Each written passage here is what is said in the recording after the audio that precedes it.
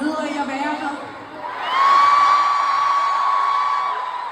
Jeg tror ikke, I forstår, hvor meget det betyder for mig, og hvor mange mareridt jeg har haft, og hvor bange jeg har været for, at der ikke ville komme nogen.